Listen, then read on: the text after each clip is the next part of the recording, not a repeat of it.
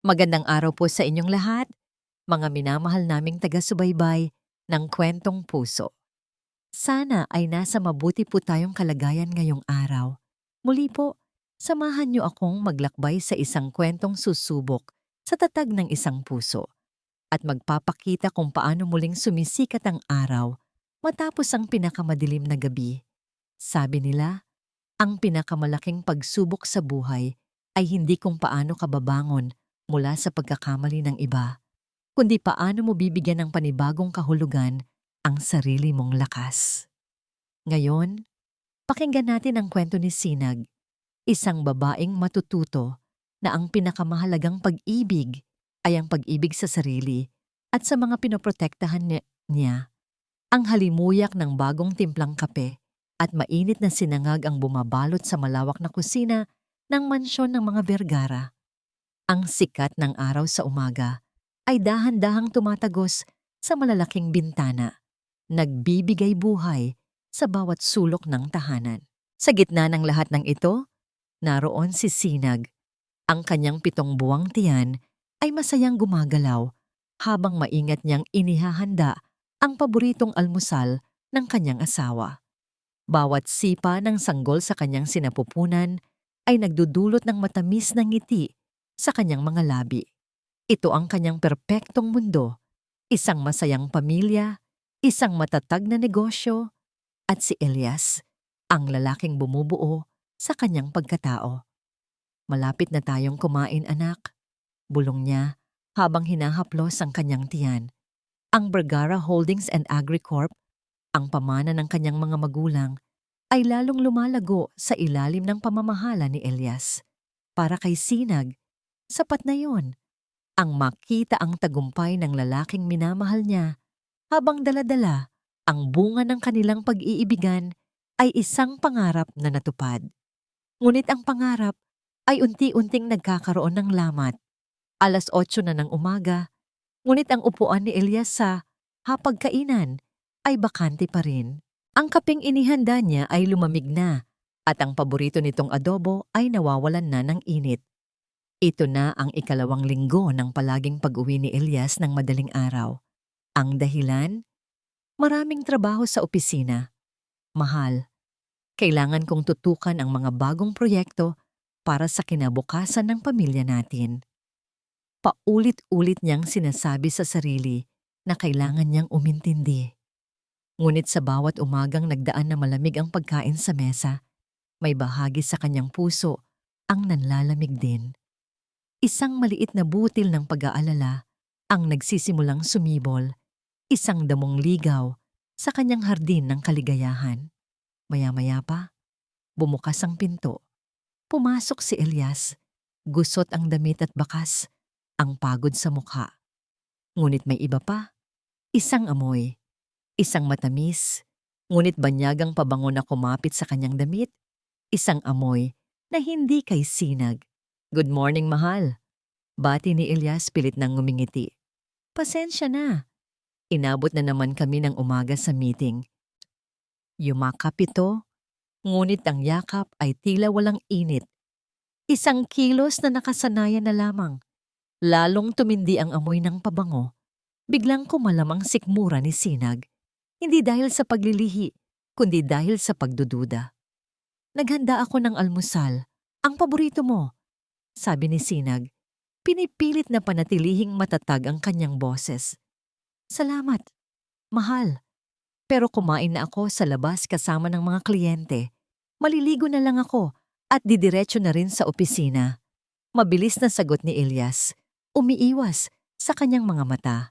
Agad itong naglakad papunta sa kanilang silid. Naiwan si Sinag sa kusina, nakatitig sa hindi naggalaw na pagkain. Ang katahimikan ay binasag lamang ng mahinang tibok ng kanyang pusong puno ng pagtataka. Nang gabing iyon, hindi mapakali si Sinag. Nagpanggap siyang natutulog nang dumating si Elias. Gaya ng dati, sa guest room na naman ito natulog, dahilan ayaw daw siyang maistorbo. Habang nakahiga sa kadiliman, narinig niya ang mahinang pag-vibrate ng telepono ni Elias na naiwan sa bedside table. Hindi niya napigilan ang sarili.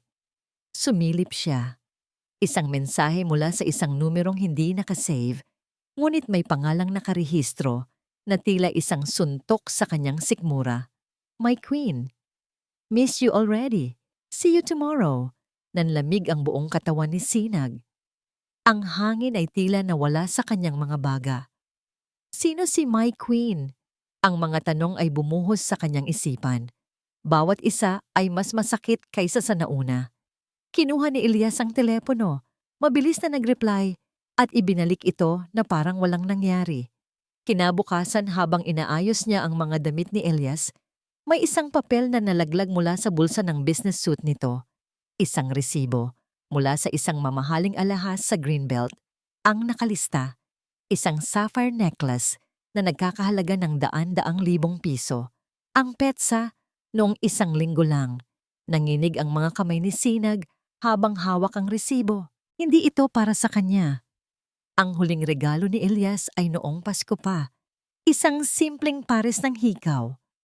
Ang butil ng pag-aalala ay isa na ngayong malaking bato na bumabara sa kanyang lalamunan, pumipigil sa kanyang paghinga. Hindi na niya kaya. Ang pag-ibig at tiwala ay napalitan na ng pangangailangang malaman ang katotohanan. Gaano man ito kasakit. Hating gabi, tahimik ang buong bahay. Tiniyak niyang mahimbing na ang tulog ni Elias sa kabilang kwarto. Dahan-dahan siyang naglakad patungo sa home office nito. Ang puso niya ay kumakarera, ngunit ang kanyang isipan ay desidido. Nakabukas ang laptop ni Elias, nakasaksak sa charger. Naupo siya sa silyang katad. Ang malamig na glow mula sa screen ay nag-iilaw sa kanyang mukhang puno ng determinasyon. Isang folder na may pangalang private ang agad niyang nakita. Hiningan siya ng password. Sinubukan niya ang kanilang anibersaryo. Ang kaarawan niya, ang kaarawan nito. Access denied. Ngunit bigla niyang naalala ang isang lumang kwento. Ang pangalan ng alaga niyang aso noong bata pa siya.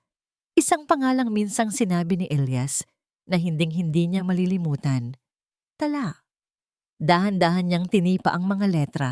TALA. Access granted. Bumukas ang folder. At sa loob, sa gitna ng mga walang kwentang dokumento, isang file ang namukod-tangi. Ang pangalan nito ay isang matalim na punyal na direktang tumusok sa kanyang puso. Contract MD Partnership Docs. Ang mga daliri niya ay nanginginig. Habang nag-double-click, ang dokumento ay bumukas. Hindi ito isang simpleng kontrata. Ito ay isang detalyadong kasunduan sa pagitan ni Elias Magsaysay at Marilag Delgado. Isang plano, isang masusing plano upang ilipat ang malalaking assets at kontrata mula sa Vergara Holdings and Agricorp patungo sa isang bagong kumpanyang itinatayo nila, ang EMD Holdings. Ang mundo ni Sinag ay gumuho.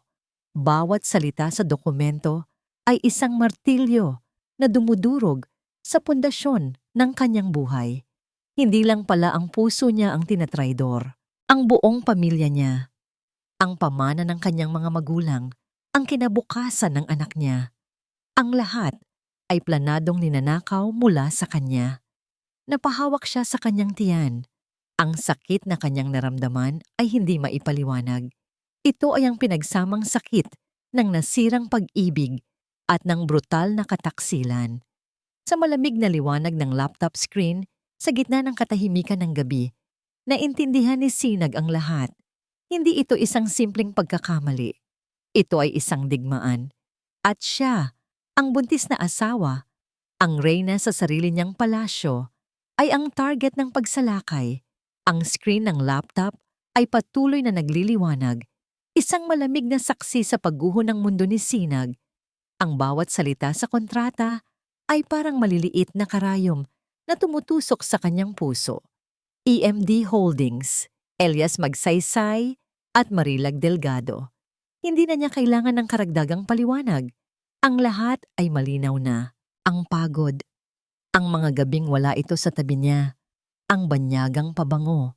Lahat ay bahagi ng isang mas malaki at mas masakit na kasinungalingan. Sa halip na umiyak, isang kakaibang pagkamanhid ang bumalot sa kanya. Ang sakit ay napakatindi, kaya't tila nawalan na siya ng pakiramdam. Ang kanyang mga daliri ay nagpatuloy sa pag-click na parang may sariling isip. Binuksan niya ang isa pang folder na may label na Personal Expenses. Sa loob, naroon ang mga litrato. Mga litratong kuha sa isang business trip sa Palawan. Ngunit ang mga larawan ay hindi nagpapakita ng mga meeting o presentasyon. Sa halip, naroon si Elias at Marilag, magkayakap sa ilalim ng puno ng niyog. Ang kanilang mga ngiti ay puno ng lihim na kaligayahan. Sa isang litrato, suot ni Marilag ang sapphire necklace, ang kwintas mula sa resibong natagpuan ni Sinag.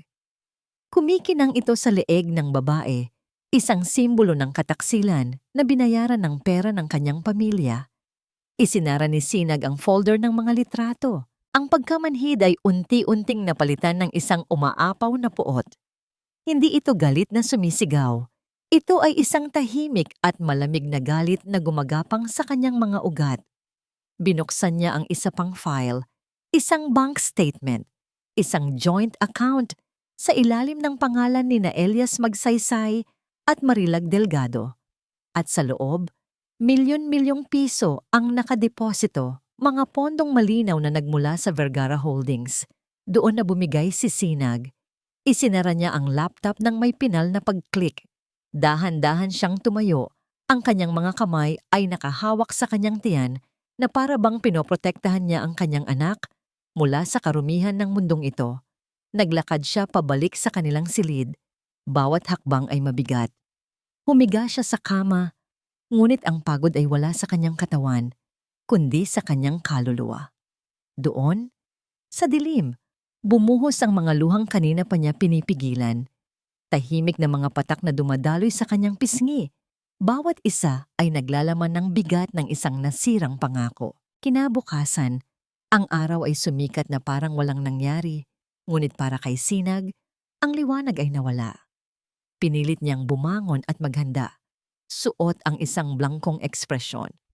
Sakto namang dumating ang kanyang matalik na kaibigan, si Diwa Reyes, para sa kanilang lingguhang kamustahan. Sinag, kamusta na ang paborito kong buntis? Masayang bati ni Diwa. Dala-dala ang isang basket ng prutas. Ngunit ang nangiti ni Diwa ay agad na napawi nang makita ang mukha ng kaibigan. Anong nangyari?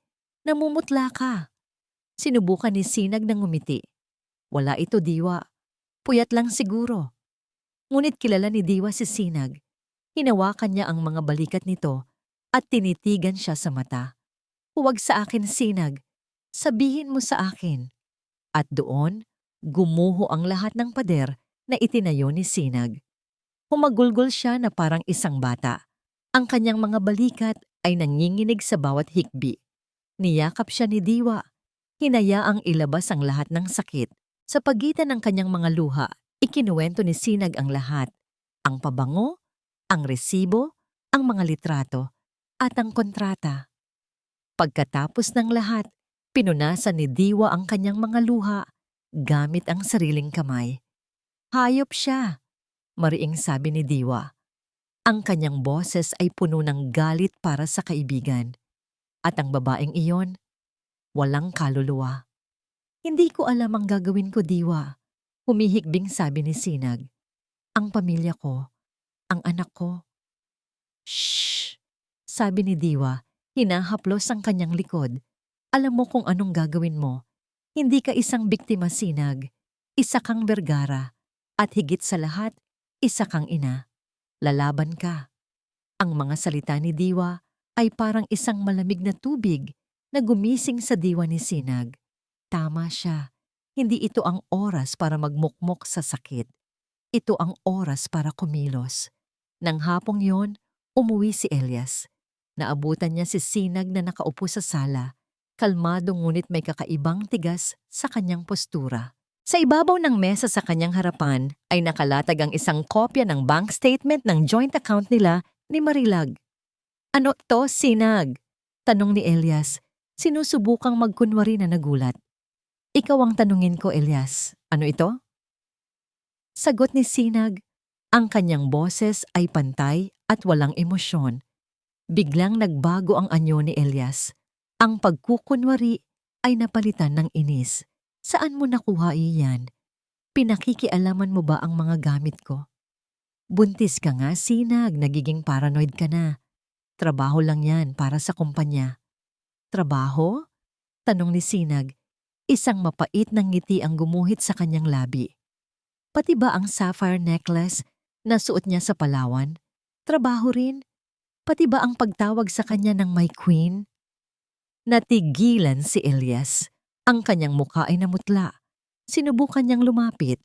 Mahal, nagkakamali ka ng iniisip. Biktima lang din ako dito. Ginagamit niya ako. Huwag! Putol ni Sinag. Itinaas ang isang kamay. Sa sandaling iyon, nakita niya ang tunay na Elias. Isang lalaking duwag. Isang sinungaling na handang manloko para sa sariling kapakanan. Ang pagmamahal na minsan niyang naramdaman ay naging abo na. Tumayo si Sinag. Ang kanyang mga mata ay diretso at matapang. Hinawakan niya ang kanyang tiyan, ang lugar kung saan nagmumula ang kanyang bagong lakas. Tapos na tayo, Elias, pero hindi pa tapos ang laban na ito. Iniwan niya si Elias na nakatayo sa sala, tulala at hindi makapaniwala. Dumiretso si Sinag sa kanyang study. Kinuha niya ang kanyang telepono. Ang kanyang mga kamay na kaninang umaga ay nanginginig sa sakit, ay ngayon ay matatag na.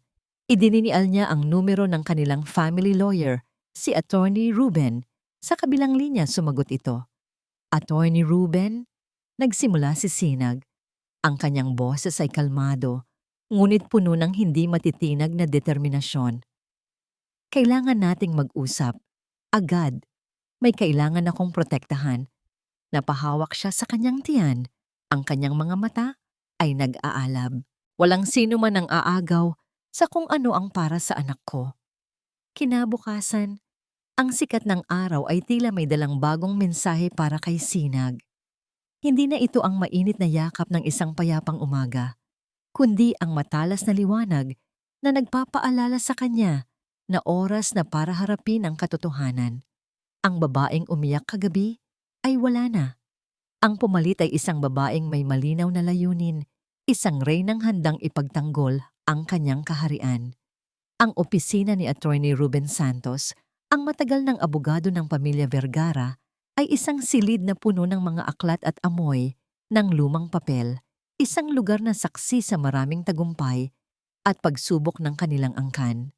Si Attorney Ruben, isang lalaking may kulay pilak na buhok, at ang mga matang nakakita na ng lahat ay nakinig nang walang imik habang inilalatag ni Sinag ang lahat sa kanyang mesa. Ang mga kopya ng kontrata, ang bank statements, ang mga nakaprint na litrato ni na Elias at Marilag. Habang nagsasalita si Sinag, ang kanyang boses ay hindi nanginginig. Ito ay kalmado at matatag. Bawat salita ay may bigat ng katotohanan. Gusto kong malaman ang lahat ng option ko, Attorney Ruben. Pagtatapos ni Sinag, hindi lang bilang asawa niya, kundi bilang may-ari ng 60% ng Vergara Holdings. Napabuntong hininga si Attorney Ruben, ang kanyang mukha ay nagpapakita ng pagkadismaya at awa para sa dalaga. Sinag, Hija, nalulungkot ako na nangyayari ito sa'yo, lalo na sa kalagayan mo. Huwag po kayong mag-alala sa akin, Attorney. Sagot ni Sinag. Ang kanyang mga mata ay nagpapakita ng bakal na determinasyon. Ang inaalala ko ay ang kumpanyang itinatag ng aking ama at ang kinabukasan ng aking anak. Tumango si Attorney Ruben puno ng paghanga sa katatagan ni Sinag. Kung ganoon, malinaw ang landas na tatahakin natin. Kailangan nating kumilos ng mabilis at tahimik. Ang unang hakbang ay ipaalam ito sa ibang miyembro ng board. Kailangan natin ng suporta nila. Sa mga sumunod na araw, si Sinag ay naging anino ng kanyang dating sarili. Ang malambing na asawa ay napalitan ng isang tuso at estratehikong negosyante.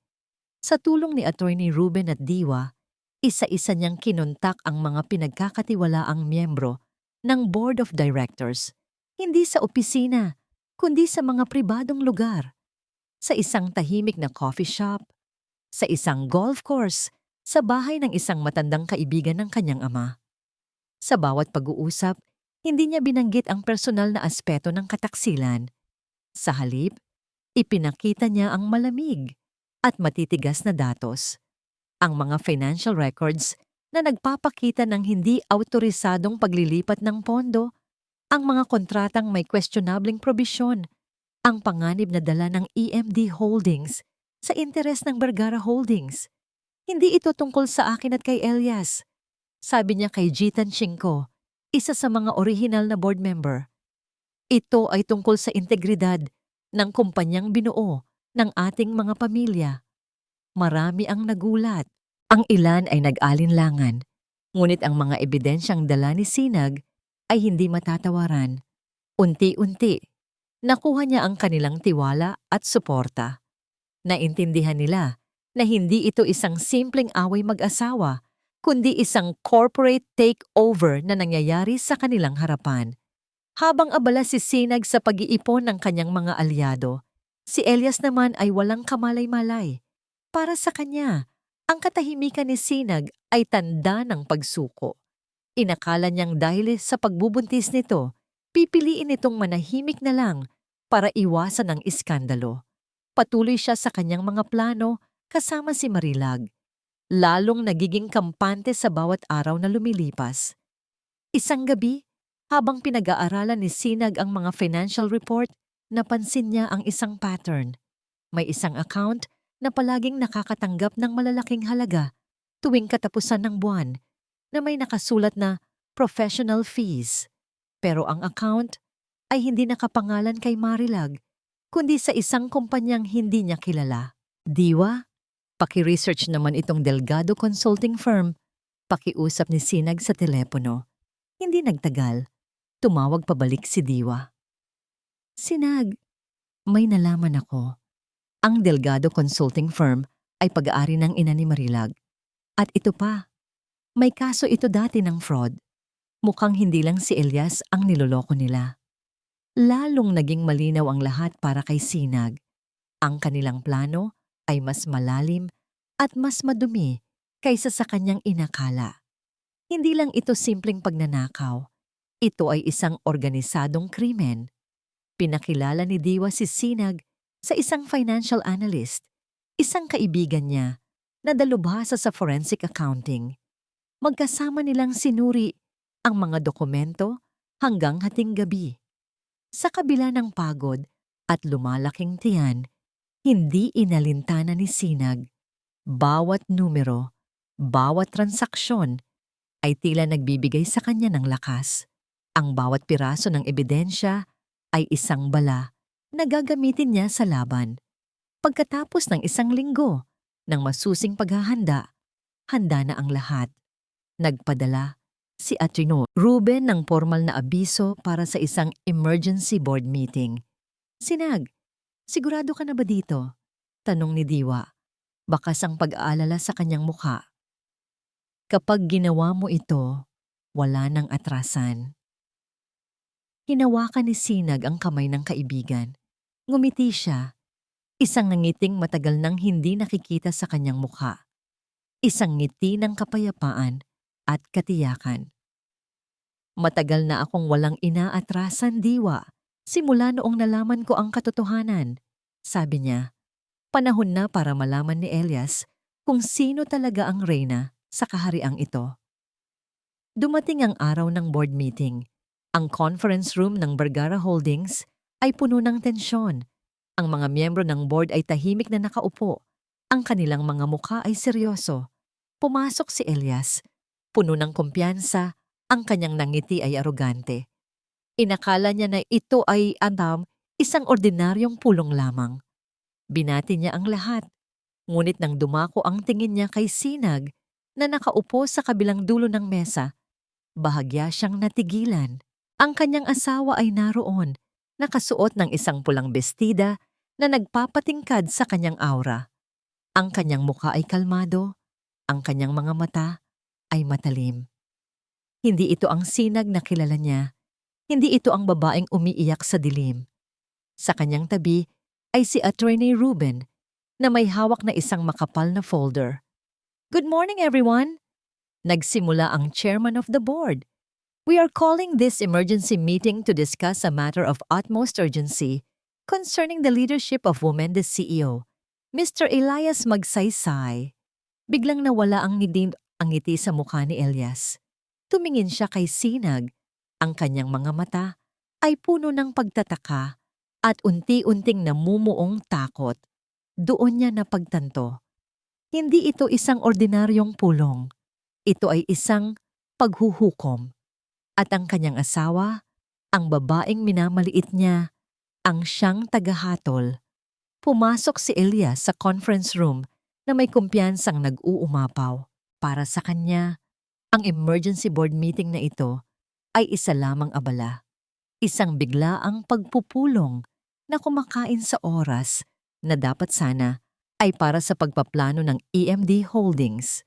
Ang kanyang nangiti ay malawak, isang maskara ng profesionalismo na nagtatago sa kanyang mga lihim.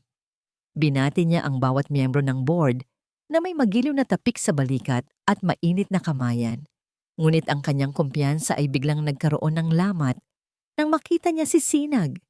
Nakaupo ito sa kabilang dulo ng mahabang lamesa katabi si Attorney Ruben. Ang kanyang presensya ay hindi niya inaasahan. Anong ginagawa niya rito? Tanong niya sa sarili. Ngunit agad din niyang iwinaksi ang pag-aalala. Marahil ay narito lang siya para mag-obserba. Ang buntis na asawa na gustong magpanggap na may alam sa negosyo. Isang mapanlibak na ngiti ang halos gumuhit sa kanyang labi. "Good morning, everyone." Nagsimula ang chairman na si G. Stanchenko. "We are calling this emergency meeting to discuss a matter of utmost urgency concerning the leadership of our CEO, Mr. Elias Magsaysay." Biglang napawi ang ngiti ni Elias. Ang kanyang pangalan. Bakit binanggit ang kanyang pangalan? Ang kanyang mga mata ay agad na napako kay Sinag. Ang babae ay nakatingin sa kanya. Ang mga mata nito ay kalmado, ngunit may talim na tila kayang tumagos sa kanyang kaluluwa. Sa sandaling iyon, isang malamig na kaba ang gumapang sa kanyang dibdib. Hindi ito isang ordinaryong pulong, ito ay isang patibong. "Ibibigay ko ang pagkakataon sa pangunahing shareholder ng kumpanyang ito, Jengen Sinag Vergara Magsaysay, upang ipaliwanag ang dahilan ng pagpupulong na ito." Patuloy ng chairman. Dahan-dahang tumayo si Sinag. Ang kanyang bawat kilos ay puno ng dignidad. Hindi ito ang asawa niyang umiiyak.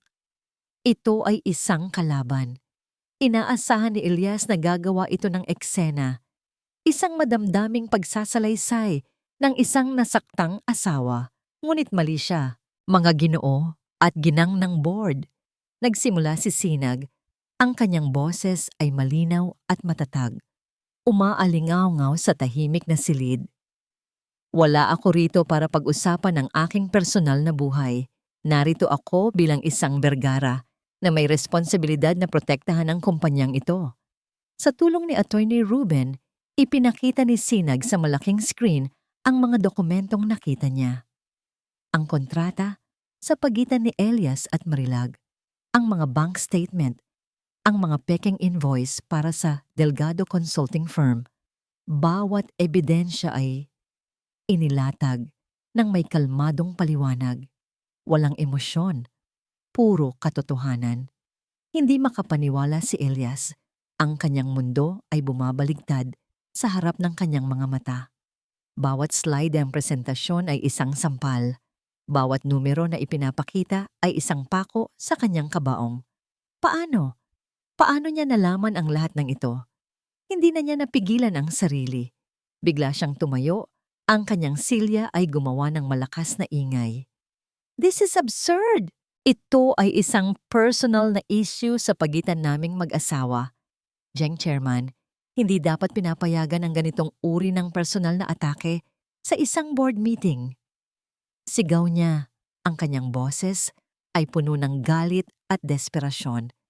Tumingin siya sa paligid. naghahanap ng kakampi. Dahil lang sa isang maliit na hindi pagkakaunawaan, sisirain niya ang pangalan ko? Ito ay gawa-gawa lamang ng isang nagseselos na asawa.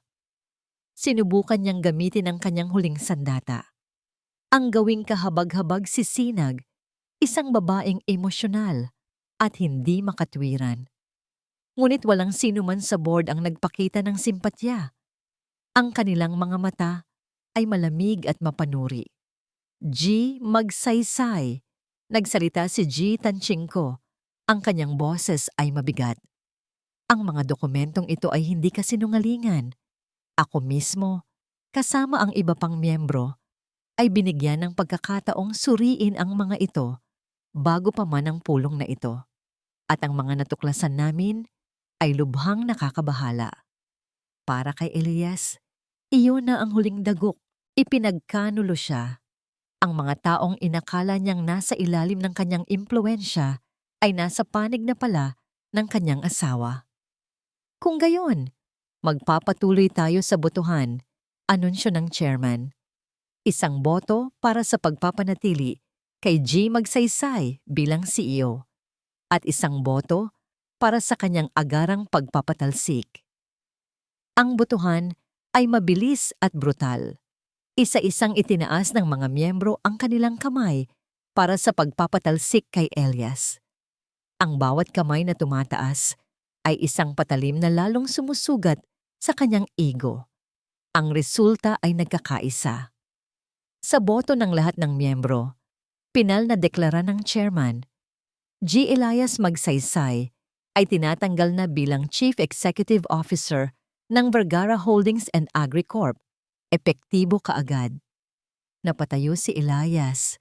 Ang kanyang mga kamao ay nakakuyom sa magkabilang gilid. Ang pagkapahiya ay isang mainit na apoy na sumusunog sa kanyang mukha. Ang kanyang mga mata ay nag-aapoy sa galit habang nakatitig kay Sinag na nanatiling nakaupo ng may dignidad. Ang kanyang mukha ay hindi nagpapakita ng anumang tagumpay. Tanging isang malungkot na pagtanggap sa nangyari. Hindi pa tayo tapos, Sinag, mariin niyang sabi. Ang bawat salita ay may bahid ng pagbabanta. Tandaan mo yan. Tumalikod siya at naglakad palabas ng conference room. Ang kanyang bawat hakbang ay mabigat sa galit at kahihiyan. Ang tunog ng pagsara ng pinto ay hudyat ng pagtatapos ng kanyang paghahari. Sa labas ng gusali, sa ilalim ng init ng araw, agad niyang tinawagan si Marilag. Anong nangyari? Narinig niyang tanong sa kabilang linya. Tinanggal nila ako, sagot ni Elias. Ang kanyang panga ay naninigas. Alam niya, alam ni Sinag ang lahat. Narinig niya ang pag-aalala sa boses ni Marilag. Ngunit ang isip ni Elias ay hindi na nakatuon sa kanilang mga plano. Iisa na lang ang laman nito, paghihiganti. Tumingala siya sa bintana ng conference room sa itaas, kung saan naroon pa rin ang anino ni Sinag. Magbabayad si Sinag, bulong niya sa sarili. Ang kanyang mga mata ay nagdidilim. Sisirain ko ang lahat ng mahalaga sa kanya. Nakatayo si Marilag sa harap ng floor-to-ceiling window ng kanyang mamahaling kondominium. Hawak ang isang baso ng mamahaling alak. Mula sa itaas, tanaw niya ang kumikinang na mga ilaw ng poblasyon sinagtala. Ang mga ilaw na yon, para sa kanya, ay simbolo ng kapangyarihan. Isang kapangyarihang malapit na sanang mapasakamay niya. Ngunit ngayon, ang bawat kislap ay tila isang pangungutya. Kanina pa siya naghihintay. Ang katahimikan sa kanyang unit ay binasag ng malakas na pagring ng kanyang telepono. Pangalan ni Elias ang lumabas sa screen. Ano? Walang paligoy na sagot niya. Wala na. Narinig niyang sabi ni Elias sa kabilang linya. Ang boses nito ay garalgal sa galit. Tinanggal nila ako. Sinira niya ako, Marilag. Nabitawan ni Marilag ang baso. Ang tunog ng pagbasag nito sa mamahaling sahig ay kasabay ng pagbasag ng kanyang mga pangarap. Ang EMD Holdings, ang buhay na pinaghirapan niyang buuin gamit ang talino at panlilinlang, ay biglang naglaho na parang bula. Isang malamig na takot ang gumapang sa kanya, ngunit agad itong napalitan ng nag-aapoy na galit. Galit hindi kay Elias, kundi sa pinagmulan ng lahat ng ito, si Sinag Vergara. Hindi nagtagal, dumating si Elias sa kanyang kondo. Ang mukha ay gusot at ang mga mata ay namumula sa puot. Hindi ko matatanggap ito. Sigaw niya, sinipa ang isang mamahaling upuan. Ang babaeng yon, pinalabas niyang ako ang masama. Tumahimik ka, Elias, mariing sabi ni Marilag. Ang kanyang boses ay malamig at matalas. Ang pagsisigaw mo ay walang maitutulong. Natalo tayo sa isang laban, pero hindi sa buong giyera. Anong giyera? Wala na tayong armas. Nasa kanya ang board, ang kumpanya, ang lahat. Lumapit si Marilag kay Elias, hinawakan ang kanyang mukha. Mali ka, mayroon pa tayong sandata na mas makapangyarihan kaysa sa pera o posisyon, ang reputasyon. Isang tusong ngiti ang gumuhit sa labi ni Marilag. Ang kanyang isip ay tumatakbo na, bumubuo ng isang bagong plano mula sa abo ng kanilang pagkatalo. Kung hindi natin makukuha ang kumpanya, sisirain natin ang reyna. Paano? Tanong ni Elias. Si Sinag ay malakas. Ngayon, dahil kahabag-habag siya sa mata ng lahat, ang buntis na asawang niloko. Paano kung ang mismong pagbubuntis niya ang gawin nating sandata laban sa kanya? Paliwanag ni Marilag. Ipapakalat natin ang isang kwentong mas kapani-paniwala, na ginamit lang niya ang pagbubuntis niya para makuha ang simpatya ng board na baka hindi naman talaga totoo ang lahat. Isang pekeng pagbubuntis para sa isang corporate power grab. Idinagdag pa niya. At para lalong maging makatotohanan, bubuhayin natin ang lumang issue, ang away sa lupa ng mga Vergara at isang malayong kamag-anak ninyo. Ipapakita natin na ang pamilya niya ay matagal ng ganid sa yaman at kapangyarihan, na ang ginagawa niya ngayon ay nasa dugo na nila. Ang galit sa mga mata ni Elias ay dahan-dahang napalitan ng paghanga sa katalinuhan ni Marilag. Ito ang babaeng minahal niya, hindi lang maganda, kundi mapanganib. Habang sina Elias at Marilag ay nagbabalak ng kanilang madilim na plano sa kabilang bahagi ng lungsod, si Sinag ay nagsisimula ng ayusin ang pinsalang iniwan ni Elias. Nasa opisina siya ng CEO, ang opisinang dapat ay sa kanya mula pa sa simula. Kasama niya si Diwa, sinusuri ang mga dokumento. Biglang tumunog ang kanyang private line, isang numerong hindi rehistrado. Nag-alinlangan siyang sagutin, ngunit may nagudyok sa kanya. Hello? Sige, Heng. Sinag Vergara magsaysay ba ito? Tanong ng isang boses ng lalaki sa kabilang linya. Isang boses na may edad na at may bigat. Sino po sila? Nagkaroon ng sandaling katahimikan. Hindi na mahalaga kung sino ako. Ang mahalaga ay ang sasabihin ko sa'yo. Mag-iingat ka, Hija. Lalo na kay Marilag. Ang ahas ay natapakan mo. At ngayon, handa na itong manuklaw. Ano pong ibig ninyong sabihin? Sino po kayo? Pagpupumilit ni Sinag, nagbuntong hininga ang lalaki. Ako si Ricardo Magsaysay. Tiyuhin ako ni Elias. Natigilan si Sinag. Ang tiyuhin ni Elias? Bakit siya tinutulungan nito? Matagal ko nang alam ang kabulukan ng pamangkin ko. Patuloy ni Tito Ricardo. Ginamit na niya ako dati sa kanyang mga transaksyon. Ngayon, ayokong madamay ang pangalan ng pamilya namin sa mas malaki pang iskandalo. Alam kong hindi titigil si Marilag hanggat hindi kanya nasisira. Gagamitin niya ang lahat, ang nakaraan, ang kasalukuyan, pati ang dinadala mo sa iyong sinapupunan. Maghanda ka. Pagkatapos noon, ibinabana ng lalaki ang telepono. Naiwan si Sinag na tulala. Hawak ang telepono. Ang babala ay malinaw. Hindi pa tapos ang laban. Kinagabihan, natupad ang babala. Nag-scroll si Diwa sa kanyang social media feed nang bigla siyang mapamura. Sinag, tingnan mo to. Ipinakita niya kay Sinag ang isang post mula sa isang kilalang gossip blog, isang blind item tungkol sa isang buntis na herederang biglang nag-take over sa kumpanya ng pamilya matapos patalsikin ang sariling asawa. Ang post ay puno ng mga mapanirang tanong. Is the baby bump real or just a prop for a corporate drama? At sources say the Vergara clan has a long history of aggressive land grabbing. Is this another power play?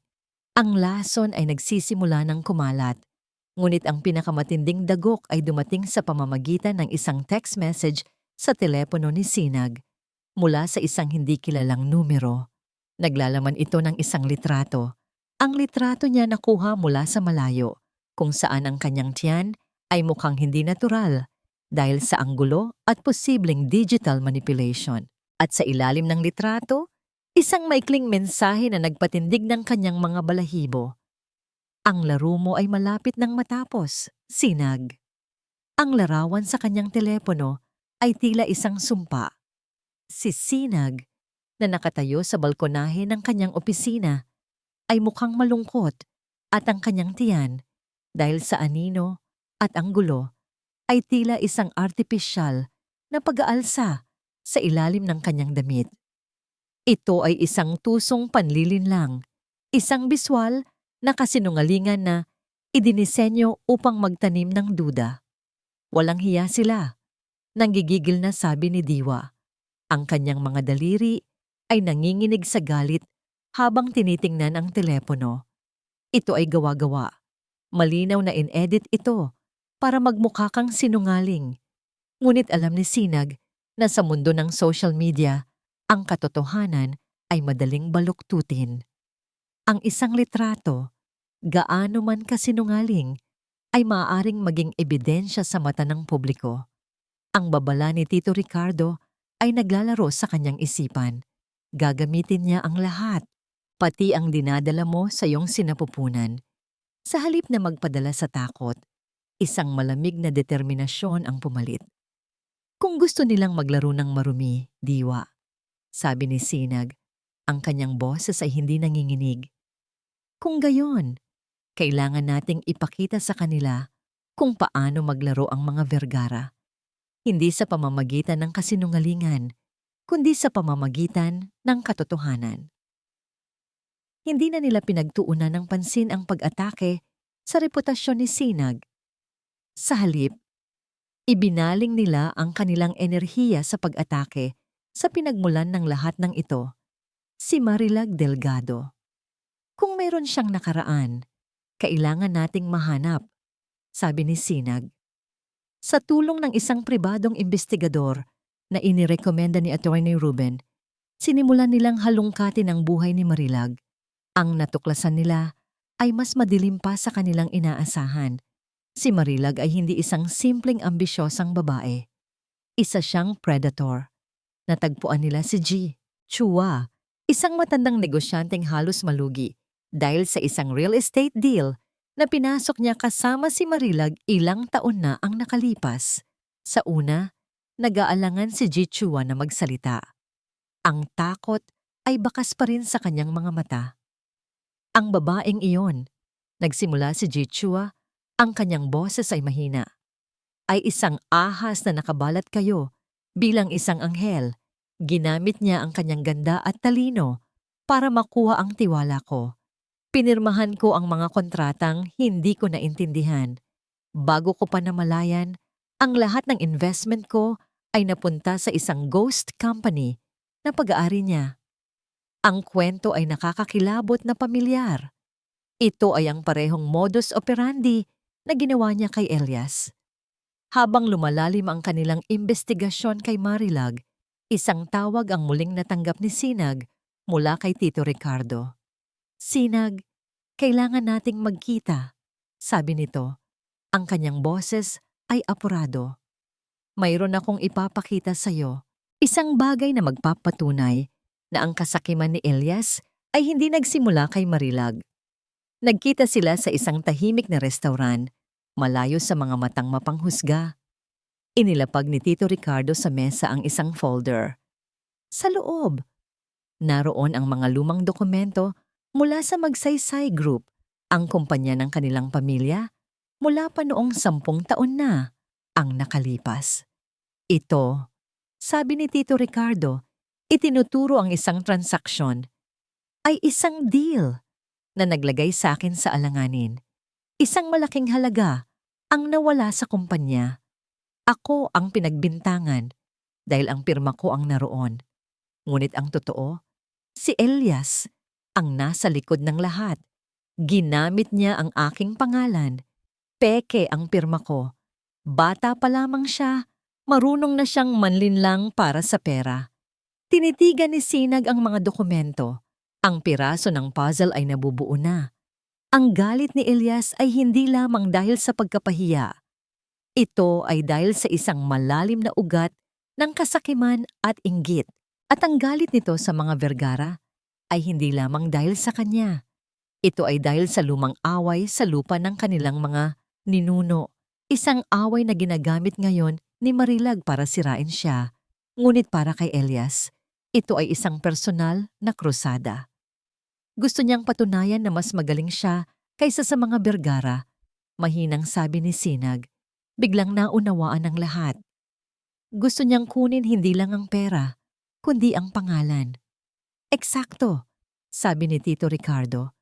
At si Marilag ang perpektong kasangkapan para sa kanya. Pareho silang walang kaluluwa. Umuwi si Sinag ng gabing iyon na may bigat sa puso, ngunit may liwanag sa isipan. Ang laban ay hindi na lamang tungkol sa isang kumpanya. Ito ay tungkol sa paglalantad ng isang matagal ng kabulukan. Inipon niya ang lahat ng ebidensya, ang testimonya ni G. Chua, ang mga dokumento mula kay Tito Ricardo, at ang mga resulta ng investigasyon sa Delgado Consulting Firm. Inihanda niya ang mga ito, kasama si Attorney Ruben, bawat piraso ay maingat na inayos. Habang sila ay naghahanda para sa kanilang legal na opensiba, ang opensiba naman ni Marilag at Elias ay lalong tumitindi. Ang mga blog posts ay naging mga artikulo na sa mga tabloid. Ang mga blind item ay nagkaroon na ng pangalan. Ang pekeng pagbubuntis ay naging isang pambansang usapin. Ang pressure ay nakakabingi.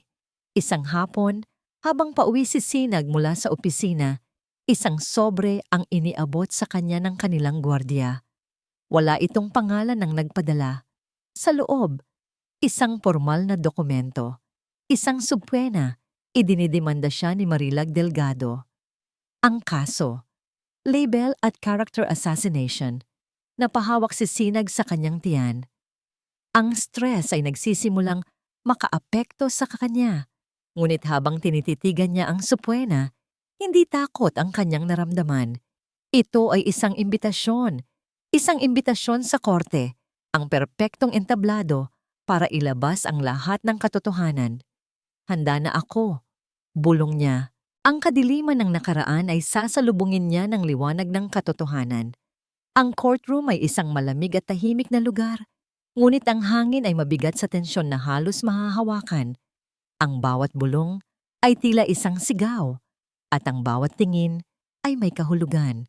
Sa isang panig, naroon si Marilag Delgado, nakasuot ng isang simpleng puting bestida. Ang kanyang mukha ay isang perpektong maskara ng inosenteng biktima. Sa kanyang tabi, si Elias, ang anino ng suporta. Sa kabilang panig, si Sinag, nakasuot ng isang madilim na asul na maternity dress. Ang kanyang postura ay tuwid at puno ng dignidad. Sa kanyang tabi, si Diwa at si Attorney Ruben, ang kanyang mga haligi ng lakas. Ang kaso ng libelo ay nagsimula. Ang abogado ni Marilag, isang tuso at matalas magsalita na lalaki, ay ipinipinta si Sinag bilang isang mapaghiganti at desperadong asawa. Isang babaeng gagamitin ng lahat, pati na ang kasinungalingan, upang sirain ang pangalan ng inosenteng babae na si Marilag. Your Honor, sabi ng abogado ni Marilag, ang aking kliyente ay biktima. Biktima ng isang selosang asawa na hindi matanggap ang katotohanan. At ngayon, sinusubukan niyang sirain ang reputasyon ng aking kliyente sa pamamagitan ng mga walang basehang akusasyon. Pagkatapos, iprinisinta nila ang kanilang ebidensya laban sa pagbubuntis ni Sinag. Isang eksperto sa photography ang tumestigo na ang litratong kumalat online ay posibleng manipulahin upang magmukhang totoo. Isang dating kasambahay na sinuhulan ang nagpatotoo na bihirang makita si Sinag na nagpapakita ng anumang senyales ng pagbubuntis sa bahay. Ang bawat salita ay isang lason na idinisenyo upang wasakin ang kredibilidad ni Sinag. Habang nagsasalita sila, nanatiling kalmado si Sinag. Ang kanyang mga kamay ay mahinang nakapatong sa kanyang tiyan. Alam niya na ang laban na ito ay hindi mapapanalunan sa pamamagitan ng pagpapatunay na siya ay buntis.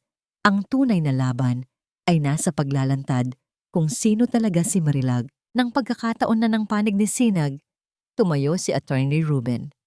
Your Honor, hindi namin sasagutin ang mga paratang na ito sa pamamagitan ng pagpapakita ng medical records o ultrasound pictures dahil ang kasong ito ay hindi tungkol sa pagbubuntis ng aking kliyente.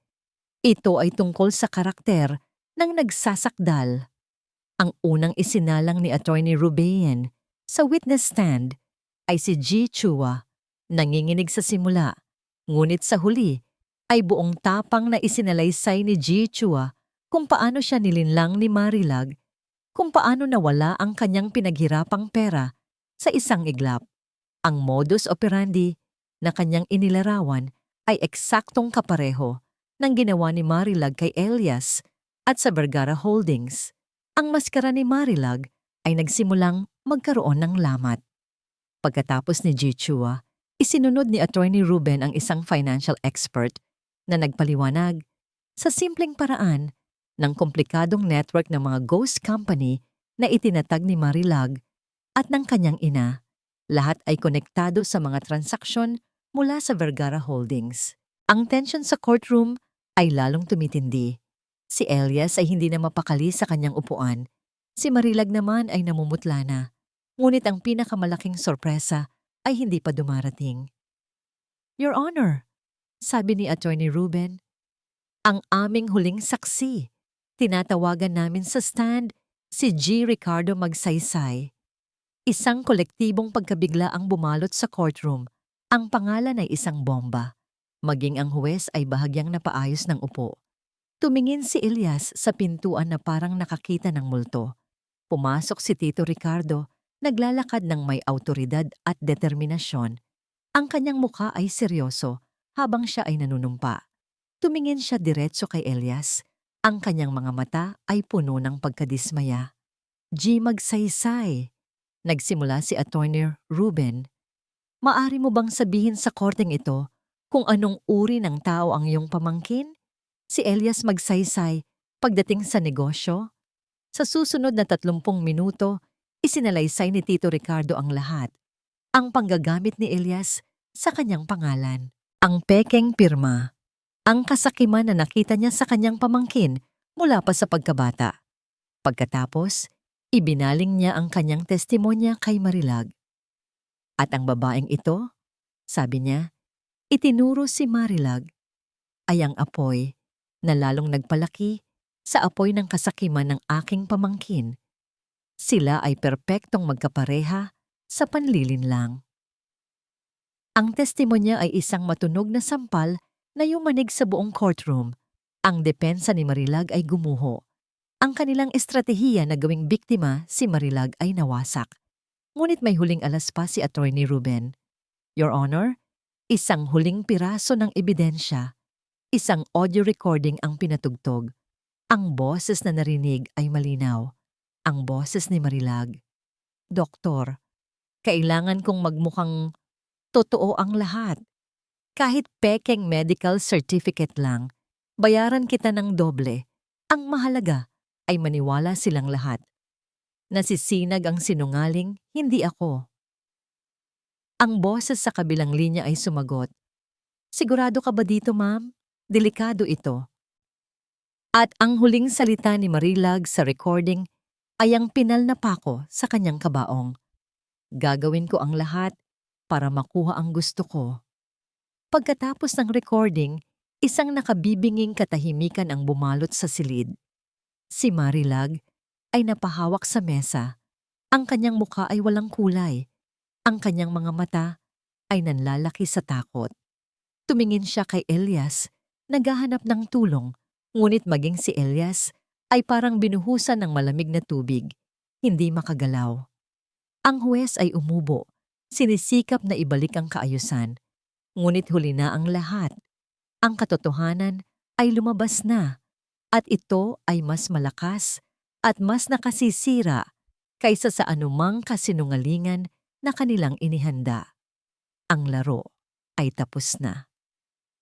Ang katahimikan sa courtroom pagkatapos ng audio recording ay mas mabigat kaysa sa anumang sigaw.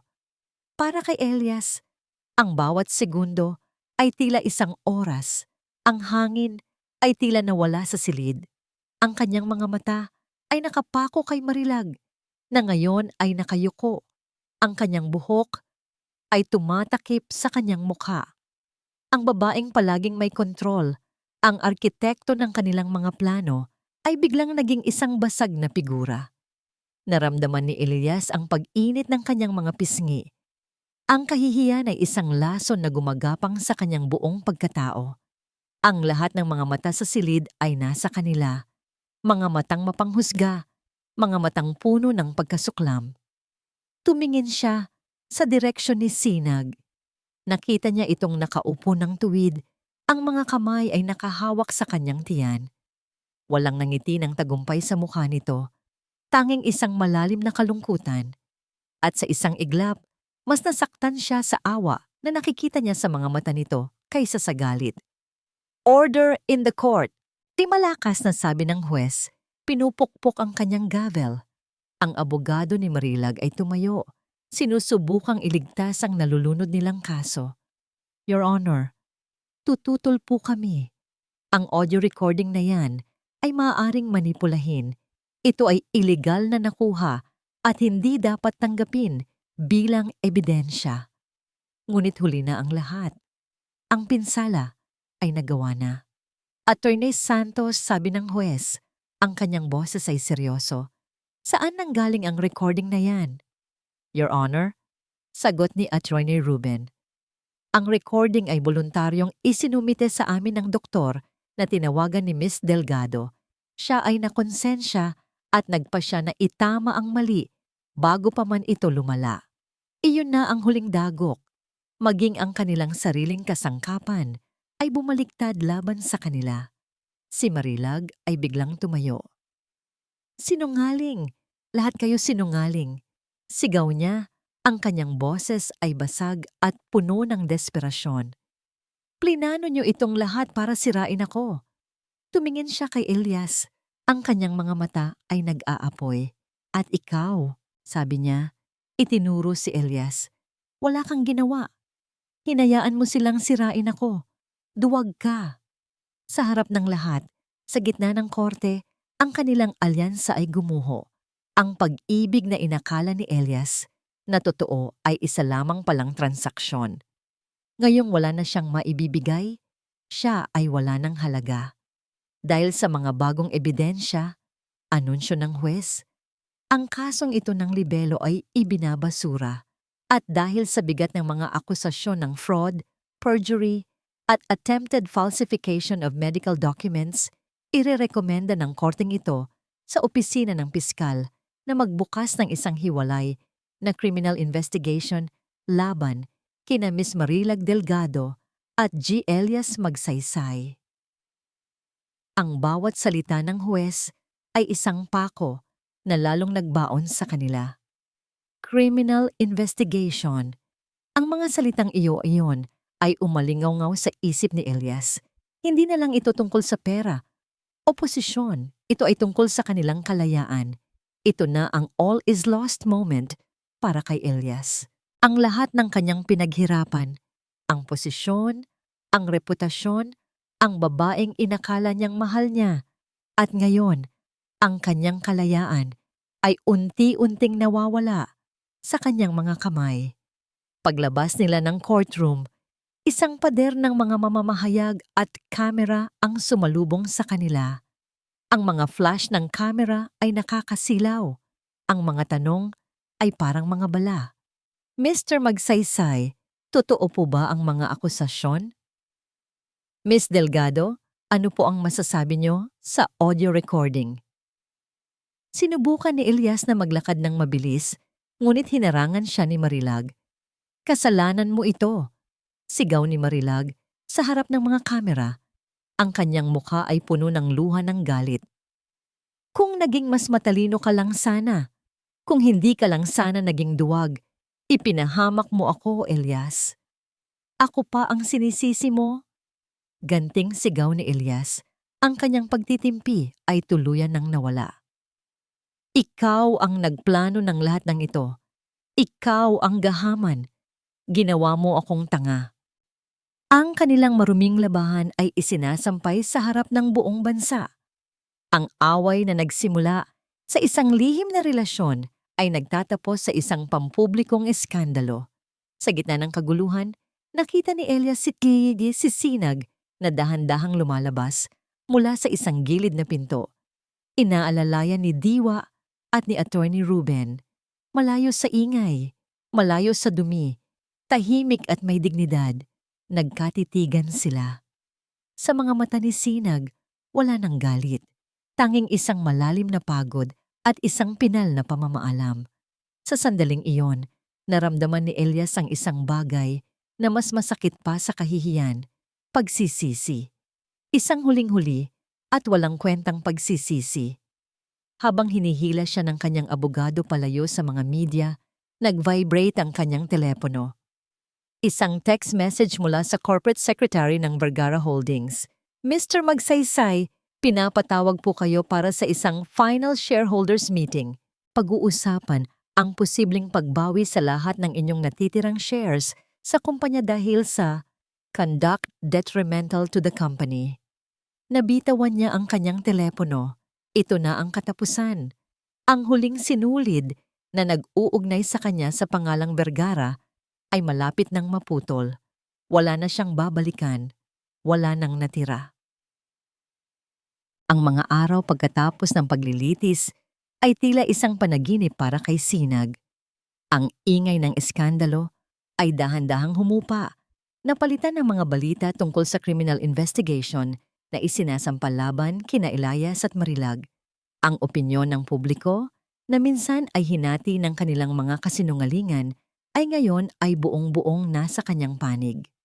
Ang kwento ng pekeng pagbubuntis ay naging simbolo ng matinding panlilinlang at si Sinag ay naging imahe ng katatagan at katotohanan. Ngunit para kay Sinag, ang tagumpay ay may kasamang pait. Walang kasiyahan sa pagkawasak ng buhay ng dalawang taong minsan ay naging bahagi ng kanyang mundo. Ang tanging nararamdaman niya ay isang malalim na kaluwagan, ang kaluwagan ng isang sundalong nakauwi mula sa isang mahabang digmaan. Isang linggo pagkatapos ng hearing, pumasok si Sinag sa opisina ng CEO ng Vergara Holdings and Agricorp. Sa pagkakataong ito, hindi bilang isang bisita o isang nag-aalalang asawa, kundi bilang ang nararapat na pinuno. Ang mga empleyado na dati ay nagbubulungan sa kanyang likuran ay ngayon ay sumasalubong sa kanya ng may ngiti at paggalang. Welcome back, Ma'am Sinag. Bati ng kanyang sekretarya. Iniaabot sa kanya ang isang tasa ng mainit na tsaa. Ang buong kumpanya ay masaya sa inyong pagbabalik. Sa kanyang mesa, naghihintay ang mga tumpok ng papeles, isang testamento sa pinsalang iniwan ni Elias. Ngunit sa halip na matakot, nakaramdam si Sinag ng isang bagong sigla. Ito ang kanyang pamana. Ito ang kinabukasan ng kanyang anak. At ngayon, nasa kanyang mga kamay ang kapangyarihang ayusin itong muli. Ang unang ginawa niya ay pulungin ang lahat ng department heads. Alam ko ang mga pinagdaanan ng kumpanyang ito sa mga nakalipas na buwan. Nagsimula siya. Ang kanyang boses ay kalmado, ngunit may awtoridad. Maraming tiwala ang nasira. Maraming proseso ang nalabag. Ngayon, nandito ako para itama ang lahat ng iyon. Inilatag niya ang kanyang mga plano. Isang kumpletong audit sa lahat ng kontrata, isang mas mahigpit na sistema ng checks and balances, at isang bagong kultura ng transparency. Ang kanyang mga salita ay hindi lamang mga pangako. Ang mga ito ay isang paninindigan. Nakita ng mga empleyado sa kanyang mga mata ang dedication ng isang tunay na leader. Isang hapon, habang abala siya sa pag-aaral ng mga financial statement, pumasok si Diwa sa kanyang opisina. Dala ang isang kahon ng paborito niyang ensaymada. Mukhang kailangan mo ng break, Madam CEO.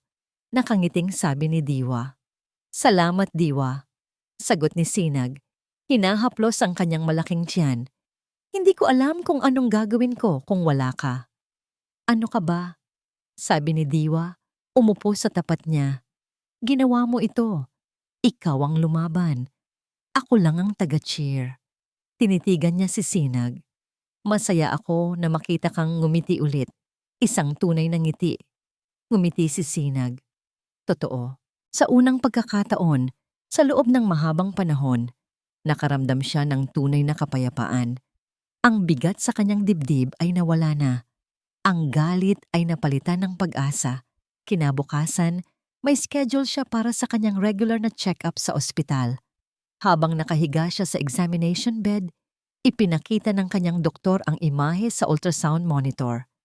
Look, Mrs. Magsaysay, sabi ng doktora, your baby boy is very healthy and active. Sa screen, malinaw na nakikita ang figura ng kanyang anak. Ang maliliit na kamay, ang maliliit na paa, ang malakas na tibok ng puso. Sa sandaling iyon, bumuhos ang luha sa mga mata ni Sinag.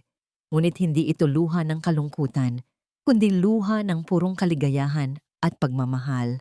Ito ang dahilan ng lahat. Ito ang kanyang lakas. Ito ang kanyang tunay na tagumpay.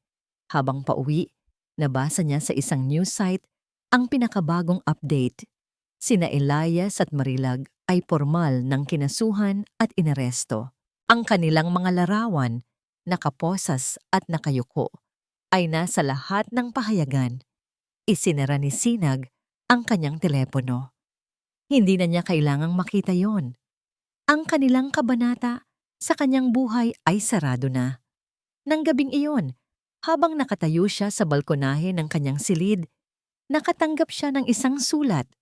Isang sulat na ipinadala mula sa detention center. Galing kay Elias. Nag-alinlangan siyang buksan ito. Ngunit sa huli, pinunit niya ang sobre. Ang sulat ay puno ng pagsisisi. Humihingi ito ng tawad hindi lang para sa panloloko, kundi para sa pagwasak sa kanilang mga pangarap. Ngunit sa dulo ng sulat, may isang pangungusap na nagpatigil sa kanya. Patawarin mo ako, Sinag. Mayroon pa akong isang huling sikreto na hindi ko nasabi sa'yo. Isang bagay na mas malaki pa sa aming dalawa ni Marilag. Mag-iingat ka. Napahawak si Sinag sa kanyang tiyan. Ang kapayapaan na kanyang naramdaman ay biglang nagkaroon ng bahid ng pag-aalala. Anong sikreto? Anong panganib pa ang naghihintay sa kanya? Akala niya tapos na ang lahat. Ngunit tila, meron pang isang huling anino na nagkukubli sa dilim. Ang mga salita sa sulat ni Elias ay parang isang tinik na bumaon sa isipan ni Sinag. Mayroon pa akong isang huling sikreto. Isang bagay na mas malaki pa sa aming dalawa ni Marilag. Sa loob ng ilang araw, ang pangungusap na yon ay umalingaw-ngaw sa kanyang isipan. Isang misteryosong anino sa gitna ng kanyang bagong tuklas na kapayapaan. Anong ibig niyang sabihin? Anong panganib pa ang maaring naghihintay? Ikinuwento niya ito kay Diwa. Ano sa tingin mo ang ibig sabihin nito? Tanong ni Sinag. Baka isa lang itong desperadong paraan para makuha ulit ang atensyon mo, sabi ni Diwa. Bakas ang pag-aalinlangan. Huwag mo nang isipin, Sinag. Patibong lang yan. Sinubukan ni Sinag na sundin ang payo ng kaibigan. Itinuon niya ang kanyang sarili sa trabaho at sa paghahanda para sa pagdating ng kanyang anak. Ngunit ang misteryo ay nanatili, isang maliit na batong gumugulong sa kanyang sapatos. Alam niya sa kanyang sarili na hindi siya tuluyang matatahimik hanggat hindi niya nalalaman ang katotohanan. Hindi para kay Elias, kundi para sa kanyang sariling kapayapaan ng isip. Pagkatapos ng maraming pag-iisip, gumawa siya ng isang desisyon. Sa tulong ni Attorney Ruben, nag-request siya ng isang pribadong pagbisita kay Elias sa detention center. Sigurado ka ba dito, Hija? Tanong ni Attorney Ruben. Wala ka ng obligasyon sa kanya. Alam ko po, Attorney, sagot ni Sinag. Hinahaplos ang kanyang tiyan. Pero kailangan ko itong gawin para sa aking sarili. Kailangan kong isara ang librong ito nang walang naiiwan na blankong pahina. Ang visiting area ng detention center ay isang maliit at malungkot na silid na hahati sa gitna ng isang makapal na salamin. Ang Elias na umupo sa kabilang panig ay malayong malayo na sa aroganteng CEO na minsan niyang nakilala. Ang kanyang mga mata ay walang buhay. Ang kanyang mga balikat ay nakayuko sa bigat ng kanyang mga pagkakamali. Sa unang ilang minuto, katahimikan lamang ang namagitan sa kanila. Bakit ka nandito, Sinag? Basag ni Elias sa katahimikan. Ang kanyang boses ay mahina. Dahil sa sulat mo, diretsong sagot ni Sinag. Ano ang huling sikreto, Elias? Nag-iwas ng tingin si Elias. Tumingin siya sa kanyang mga kamay na nakapatong sa mesa. Hindi na mahalaga yon, kalimutan mo na lang. Hindi ko magagawa, giit ni Sinag. Kung may panganib na naghihintay sa akin o sa anak ko, kailangan kong malaman. Ang pagbanggit sa kanilang anak, ang tila nagbigay ng lakas kay Elias. Huminga siya ng malalim at sa wakas ay tumingin kay Sinag. Ang kanyang mga mata ay puno ng isang bagay na hindi pa nakikita ni Sinag dati, takot. Si Marilag, nagsimula siya, ay hindi nag-iisa. Akala ko, ako ang gumagamit sa kanya. Ako ang may kontrol. Pero ang totoo, ako ang ginamit niya. Ikinuwento ni Elias na ang galing ni Marilag sa panloloko ay hindi lamang sarili niyang talento. Bahagi siya ng isang mas malaking sindikato. Isang grupo ng mga taong dalubhasa sa corporate fraud, money laundering, at pag-take over ng mga kumpanya mula sa loob. Ang kanilang target ay mga mayayamang pamilya na may mga kahinaan, tulad ng isang CEO na may malaking ego at kasakiman. Ang Delgado Consulting Firm ay hindi lang pag-aari ng ina niya. Pag-amin ni Elias, isa itong front para sa kanilang operasyon. Ang perang nililipat ko ay hindi lang napupunta sa kanila ni Marilag. Dumadaloy ito sa isang network na napakakomplikado at napakapanganib. Natigilan si Sinag. Ang kanyang laban pala ay hindi lang laban sa isang taksil na asawa at sa isang ambisyosang kabit. Nakikipaglaban pala siya sa isang organisadong criminal group nang hindi niya nalalaman. Bakit mo ito sinasabi sa akin ngayon? Tanong ni Sinag. Sinusubukang iproseso ang lahat. Dahil nang bumagsak kami, sabi ni Elias, hindi lang kami ang bumagsak. Nagambala ko ang kanilang operasyon at galit sila. Galit sila kay Marilag dahil pumalpak siya. At galit sila sa'yo dahil ikaw ang dahilan. Ang babala ko, Sinag, hindi sila titigil. Hahanap sila ng paraan para makabawi sa kumpanya. Mag-ingat ka. Pagkatapos ng pag-uusap na yon, umalis si Sinag sa detention center na may bagong bigat sa kanyang dibdib. Ngunit sa pagkakataong ito, hindi ito bigat ng sakit o galit, kundi bigat ng responsibilidad. Agad niyang ipinaalam kay Attorney Ruben at sa kanyang security team ang lahat. Ang impormasyon mula kay Elias, gaano man kaduda-duda ang pinagmulan, ay isang seryosong banta. Nag-hire sila ng mga eksperto sa corporate security at nagsimula ng isang masusing internal investigation para hanapin ang anumang bakas na iniwan ng sindikato sa loob ng Vergara Holdings. Habang pauwi, napatitig si Sinag sa labas ng bintana ng kanyang sasakyan. Hindi niya mapapatawad si Elias sa sakit na idinulot nito sa kanya. Ang sugat ay mananatili roon magpakailanman. Ngunit sa pag-amin nito sa katotohanan, sa huling pagtatangka nitong protektahan sila ng kanyang anak, nakahanap si Sinag ng isang bagay na hindi niya inaasahan: paglaya. Paglaya mula sa galit. Paglaya mula sa puot na bumibihag sa kanya. Naintindihan niya na ang tunay na pagpapatawad ay hindi tungkol sa paglimot sa kasalanan ng iba. Ito ay tungkol sa pagpapalaya sa sarili mula sa bigat ng pagdadala ng galit na iyon. Nang gabing iyon, napanood ni Sinag sa balita ang malaking operasyon ng National Bureau of Investigation dahil sa isang anonymous tip. Nabuwag nila ang isang malaking sindikato ng corporate fraud. Ilan sa mga nahuli ay mga kilalang personalidad sa mundo ng negosyo. At kasama sa mga naaresto, ang ina ni Marilag Delgado. Alam ni Sinag kung saan nanggaling ang anonymous tip na yon. Napahawak siya sa kanyang tiyan. Ang huling anino ay nawala na. Ang huling kabanata ng kanyang madilim na nakaraan ay tuluyan ng nagsara. Sa wakas, handa na siyang magsimula ng bago. Bigla siyang nakaramdam ng isang bahagyang paghilab sa kanyang tiyan. Napangiti siya. Mukhang may isa pang handa na ring magsimula ng bagong kabanata. Ang balita ay lumabas sa lahat ng news channels. Elias Magsaysay at Marilag Delgado hinatulan ng pagkakabilanggo.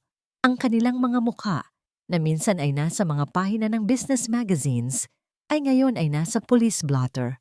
Si Marilag ay nahatulan ng mahabang sentensya hindi lamang para sa perjury at fraud, kundi pati na rin sa kanyang pagkakasangkot sa sindikato. Si Elias, dahil sa kanyang kooperasyon, ay nakatanggap ng mas mababang sentensya, ngunit sapat pa rin upang kunin ang ilang taon ng kanyang buhay at tuluyang ilibing ang kanyang pangalan sa kahihiyan. Napanood ni Sinag ang balita mula sa kanyang opisina. Habang nakatingin siya sa screen, wala siyang naramdamang galak o paghihiganti. Tanging isang malalim na katahimikan, ang katahimikan ng isang bagyong tuluyan nang lumipas. Pinatay niya ang telebisyon. Ang kabanatang yon ng kanyang buhay ay formal nang nagwakas. Sa sumunod na shareholders meeting, iprinesenta ni Sinag ang kanyang bagong plano para sa Vergara Holdings. Hindi ito isang simpleng recovery plan. Ito ay isang kumpletong pagbabago ng pananaw. Tinawag niya itong Project Pusong Luntian, isang proyektong nakatuon hindi lamang sa kita, kundi sa sustainable farming, sa kapakanan ng mga empleyado, at sa pagbabalik ng tiwala ng komunidad. Ang Vergara Holdings ay hindi lamang isang negosyo. Sabi niya sa harap ng board at ng mga stakeholders, ang kanyang boses ay puno ng paninindigan. Ito ay isang responsibilidad. Isang responsibilidad sa ating mga empleyado, sa ating kalikasan, at sa susunod na henerasyon. Pagkatapos ng kanyang presentasyon, isang sandaling katahimikan ang namayani, na sinundan ng isang malakas at masigabong palakpakan. Ang mga ngiti sa mukha ng mga tao ay hindi pilit. Ito ay tunay. Nakita nila sa kanya hindi lang ang tagapagmana, kundi ang isang tunay na visyonarya. Sa araw na yon, tuluyan ng nabura ang anino ni Elias. Ang Vergara Holdings and AgriCorp ay mayroon ng bagong reyna. Isang buwan ang lumipas, isang gabi, habang tinatapos ni Sinag ang pag-aayos sa nursery ng kanyang anak, nakaramdam siya ng isang matinding kirot sa kanyang likod na sinundan ng isang paghilab sa kanyang tiyan. Napangiti siya. Ito na. Ang kanyang paglalakbay patungo sa ospital ay kalmado, kasama si Diwa na hindi mapakali sa kanyang tabi. Ang bawat paghilab ay masakit, ngunit sa bawat sakit, mayroong isang paalala ng buhay na malapit nang dumating. Ang kanyang labor ay mahaba at mahirap, isang huling pagsubok sa kanyang katatagan. Isang huling tulak, Sinag, malapit na, sigaw ng doktor. Sa huling hininga, ibinuhos ni Sinag ang lahat ng kanyang natitirang lakas at pagkatapos, isang malakas na iyak ang pumuno sa delivery room. Isang iyak na mas matamis pa sa anumang musika sa mundo. "Congratulations, Ma'am Sinag," sabi ng nurse. Ang kanyang nangiti ay abot tenga. "It's a healthy baby boy." Inilagay nila ang maliit na sanggol sa kanyang dibdib. Ang init ng balat nito, ang amoy ng bagong buhay, ang maliliit na daliring humahawak sa kanyang hintuturo. Sa sandaling iyon, ang lahat ng sakit, lahat ng luha, lahat ng pagsubok ay nawala. Napalitan ito ng isang pag-ibig na napakalaki at napakadalisay, isang pag-ibig na hindi niya kailanman naramdaman noon. Humagulgol si Sinag, ngunit sa pagkakataong ito, ang kanyang mga luha ay para sa purong kaligayahan. Pumasok si Diwa sa recovery room. Ang kanyang mga mata ay namumugto rin. Ang ganda-ganda niya, Sinag. Bulong niya, nakatingin sa sanggol na mahimbing na natutulog sa kuna. "Kamukha mo. May tapang ng isang Vergara." "May pangalan na ba siya?" tanong ni Diwa. Tumingin si Sinag sa kanyang anak. Ang kanyang puso ay nag-uumapaw sa pagmamahal. "Hiraya," sagot niya. Hiraya Manuel Vergara. Hiraya, ang bunga ng kanyang mga pangarap at pag-asa. Manuel, para sa kanyang ama na nagturo sa kanya kung paano maging matatag. Vergara, ang pangalang ipinaglaban niya at ngayon ay ipapamana niya. Nang gabing iyon, sa katahimikan ng kanyang kwarto sa ospital, habang hawak niya ang kanyang natutulog na anak, naintindihan ni Sinag ang lahat. Ang lahat ng kanyang pinagdaanan ay may dahilan. Ang bawat sakit ay isang aral. Ang bawat pagbagsak ay isang paghahanda. Tinitigan niya ang payapang mukha ni Hiraya. Ito ang kanyang bagong simula. Ito ang kanyang bagong mundo. Ito ang tunay na pag-ibig na walang katumbas na anumang kayamanan o posisyon.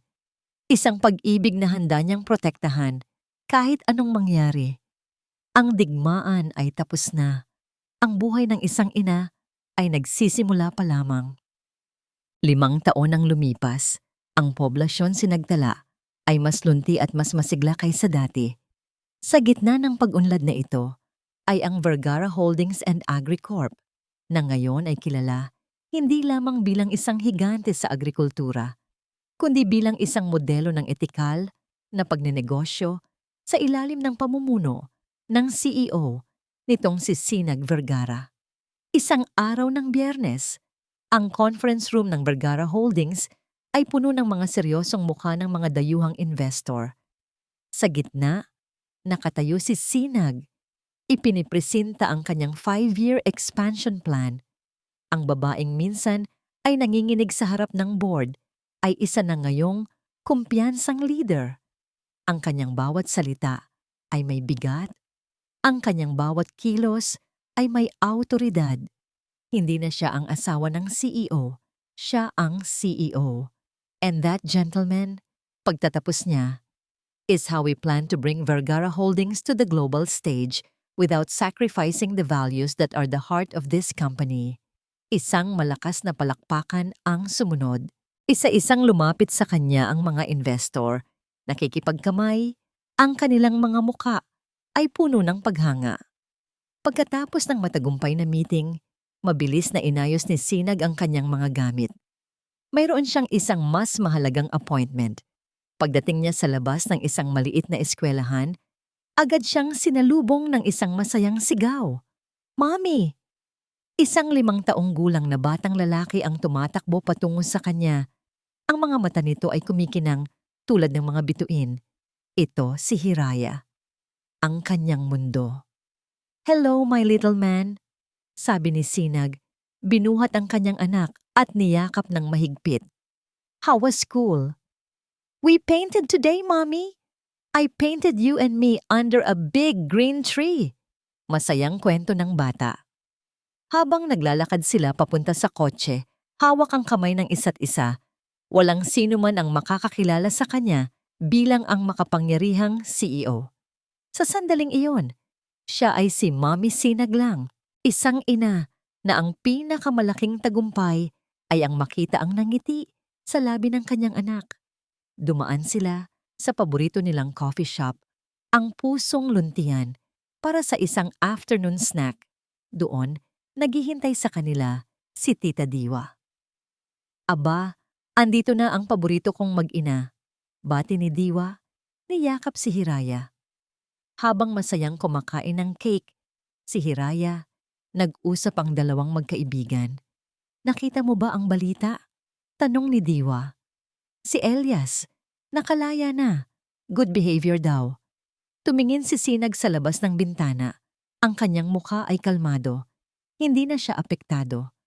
I hope he finds his peace, Diwa. Truly. At ikaw? Masaya ka ba, Sinag? Seryosong tanong ni Diwa. I mean, tunay na masaya. Hindi mo ba hinahanap ang isang bagong pag-ibig? Ngumiti si Sinag, isang nanangiting puno ng kapanatagan. Tumingin siya kay Hiraya na ngayon ay may chocolate icing sa buong muka. Diwa, minsan akala ko, ang kaligayahan ay isang perpektong pamilya na may asawa at anak. Akala ko, ang lakas ko ay nakadepende sa pagmamahal ng isang lalaki. Sabi niya, ang kanyang boses ay mahina, ngunit matatag. Pero nagkamali ako. Ang tunay na lakas, patuloy niya, ay hindi nagmumula sa labas. Nagmumula ito sa loob, sa kakayahang bumangon kahit gaano kasakit ang pagbagsak, sa pagpiling mahalin ang sarili mo, at higit sa lahat, tumingin siya muli sa kanyang anak. Ang kanyang mga mata ay nag-uumapaw sa pagmamahal, sa pagiging isang ina. Pag-uwi nila, habang papalubog na ang araw, tumayo si Sinag sa balkonahe ng kanilang bahay. Mula roon, tanaw niya ang luntiang lupain ng Vergara. Sa kanyang tabi, niyakap siya ni Hiraya. Mommy, I love you, sabi ng bata. Isiniksik ang kanyang mukha sa bewang ni Sinag. Niyakap ni Sinag ang kanyang anak. Ito ang kanyang kaharian. Hindi gawa sa pera o kapangyarihan, kundi gawa sa dalisay na pagmamahal at hindi matitinag na katatagan. Ang babaeng minsan ay nasa anino ng isang lalaki, ay ngayon ay isang araw na nagbibigay ng sarili niyang liwanag. Hindi na niya kailangan ng isang prinsipe para iligtas siya. Dahil sa paglalakbay na kanyang tinahak, natuklasan niya na siya mismo ang reyna ng sarili niyang kwento. At iyon ang pinakamatamis at pinakamatagumpay na pag-ibig sa lahat. At dito po nagtatapos ang ating kwento, ang tunay na lakas ng isang ina. Ang kwento ni Sinag ay nagpapaalala sa atin na ang tunay na lakas ay hindi nasusukat sa yaman o kapangyarihan, kundi sa tibay ng puso na bumangon mula sa kabiguan. Ipinapakita nito na ang pinakadalisay na pag-ibig ay hindi laging matatagpuan sa isang romantikong kapareha, kundi sa pagmamahal sa sarili at sa walang katumbas na pag-ibig ng isang ina para sa kanyang anak. Ang tunay na kaligayahan ay ang kakayahang buuin muli ang ating sariling mundo. Gaano man ito winasak ng nakaraan. Maraming salamat po sa inyong walang sawang pagsubaybay sa isa na namang kwentong puno ng aral at damdamin. Lubos po naming pinahahalagahan ang inyong oras at suporta. Ano po ang masasabi ninyo sa kwento ni Sinag? Nakaantig po ba ito sa inyong mga puso? Huwag po kayong mag-atubiling i-share ang inyong mga saloobin at komento sa ibaba. Gusto rin po naming malaman kung anong uri ng kwento ang gusto ninyong marinig sa susunod. Hindi dito nagtatapos ang ating paglalakbay. Marami pa pong kwentong kasing ganda at mas puno ng aral dito sa aming channel. Kung nagustuhan nyo ang kwentong ito, i-like, i-share sa pamilya at mga kaibigan, at mag-subscribe na rin para lagi kayong updated sa mga susunod pa naming kwento. I-click nyo ang notification bell para kayo ang unang makarinig kapag may bago kaming upload. Pagpalain po kayo ng Panginoon, kayo at ang inyong buong pamilya. Hanggang sa muli,